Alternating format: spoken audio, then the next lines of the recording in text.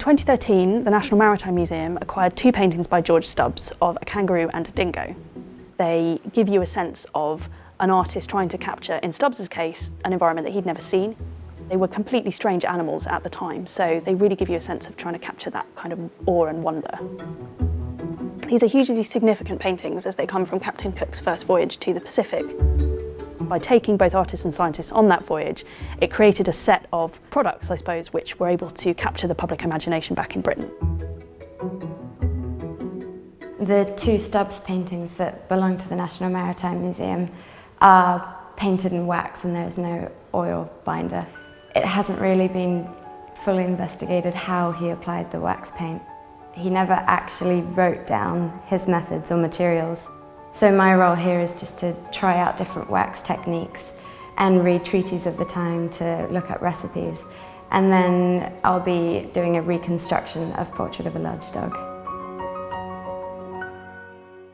I began the project logically just by looking at the treatises in the late 18th century that were released on wax paintings. I correlated all the recipes that were referenced in those and what materials they suggested to use and laid it all out and kind of constructed how I thought I should start testing. Reading about Stubbs, he was incredibly diligent and he kept going with things I think a lot longer than often other artists would, which I really like.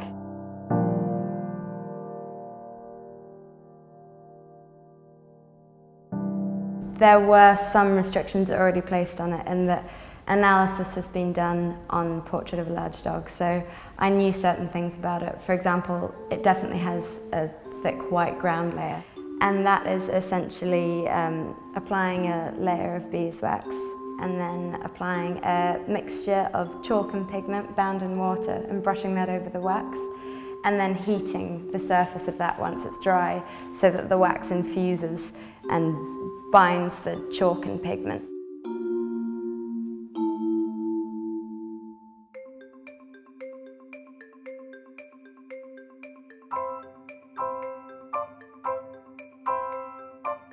When I started to think about how the actual image of the dingo would have been painted, I separated it into three different methods. The first one was the infusion technique, which is applying a layer of wax on top of the ground layer, and then on top of that wax layer you dust it with chalk, and then if you mix up pigment just bound in water with nothing else and paint that over the surface, once you heat that, again, it sort of infuses the wax when it melts and binds the pigment. It had the working properties of watercolour, so it was quite fluid and easy to work with.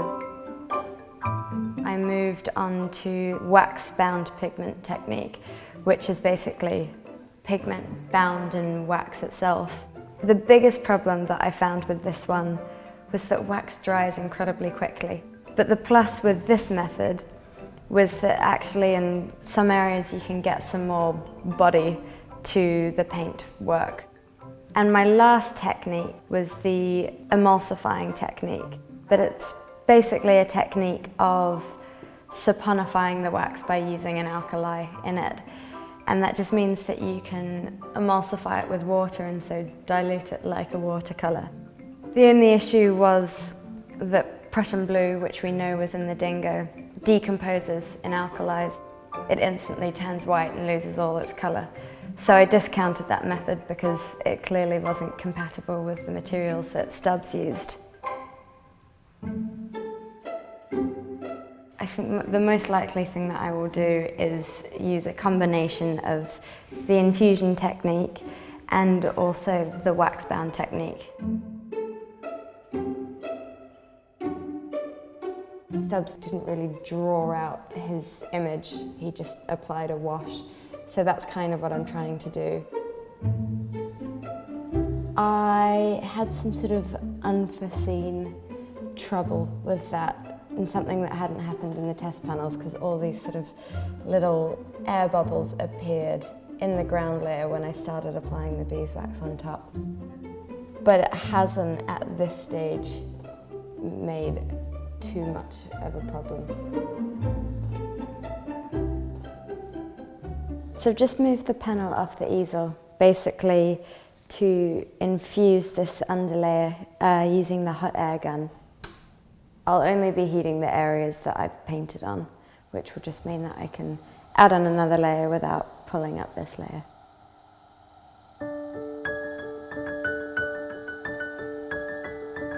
What I've found is that it's quite difficult to get the right colour because the colour changes so much when you heat it.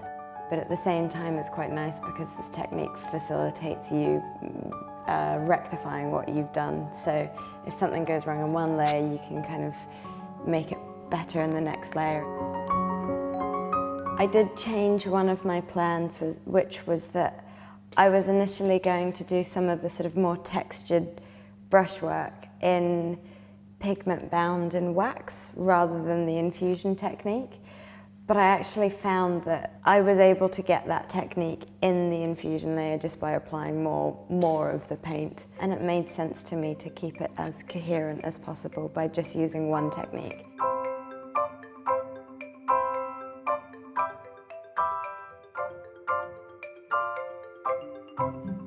I was surprised by how workable painting in wax using the method that I did for the reconstruction was. One of the really positive things about it was the fact that you could layer it, and each time I heated it, it wouldn't pull up what was underneath. So it meant that I could manipulate it in a certain way and give it a little bit more depth. And that was something that I really, really liked about it.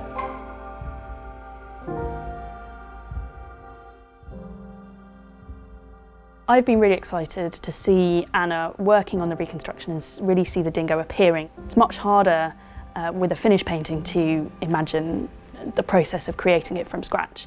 And so seeing Anna's reconstruction, you can really kind of stand in Stubbs' shoes and get a sense of how he worked on the painting. It's really hard today when we're so surrounded by images from the internet. You can search anything and you will find an image of it pretty much. These paintings allow us to recapture to an extent that sense of awe and wonder, and also the power of images as a means of communicating new knowledge.